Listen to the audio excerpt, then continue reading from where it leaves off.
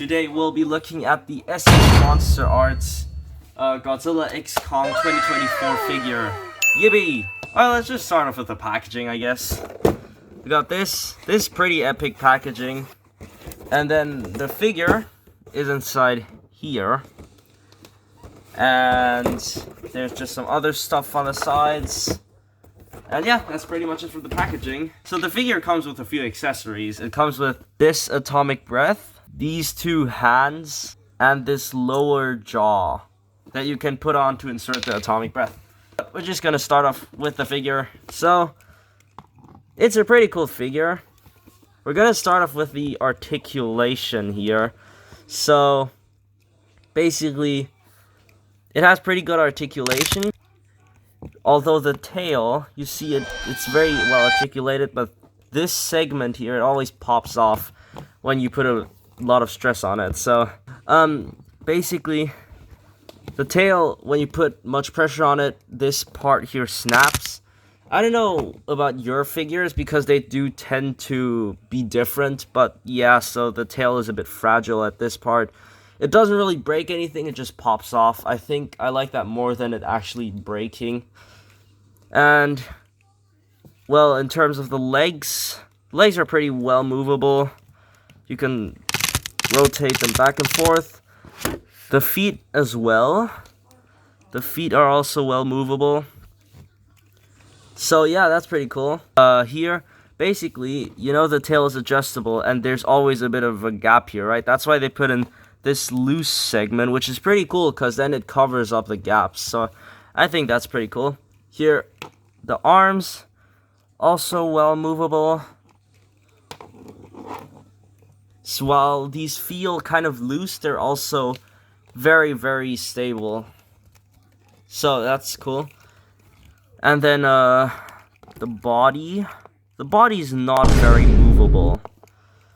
So, and then for the neck, well, the mouth, it's not fully closable as you can see here because of the tongue. But yeah, and then here, the neck, you can move right to left, down, and up. You can also do some good poses with this. For example, the one where he like kind of does a bit of a roar. Here, this swimming pose. Or this pose here where he's like battle ready. Alright, that's pretty much it for articulation. Next up is the color. So I think the color is pretty good. It's just one color. It's not very detailed in color. Up here at the mouth, it's also well painted. It has the good dark red color and with the white teeth, but they're not completely white. They're also a few darker spots. I don't know if you can see that. So yeah, the mouth is very well painted. The eye is also painted in a way that it doesn't look like weird. Alright, but for the spikes, it's a nice color, and they even added like more little white little lines here for detail. I don't like how it looks. It isn't really that accurate to the movie, as it doesn't shine like this. It's more like the individual spikes light up, not the whole back thing. So I don't like that. I might actually like repaint it myself, thinking about it. But yeah, other than that, yeah, and accessories. So like I said before, there are a few accessories. You can swap out his hands with these here. For some reason they won't go on there. Hold up. Okay, perfect. So I swapped out the hands here for these. You see the other claws that I had on before, they are more of in a grabbing position.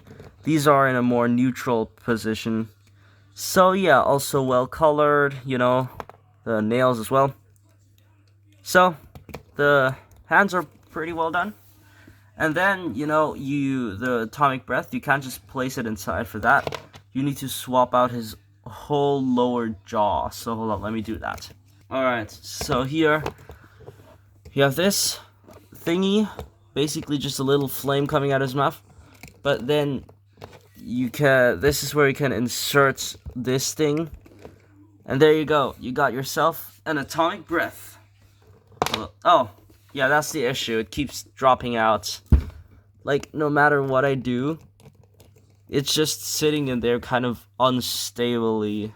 SH Monsterarts could have made it like this figure from King Kong vs. Godzilla movie, where the atomic breath, there's like a little notch for it inside, where you can pop it inside, and then you can also easily take it out, but it's still in there kind of securely. But yeah, so that's the atomic breath. It's also kind of spiky, so it hurts a bit to actually pick it up. Same for the spikes here and the tail.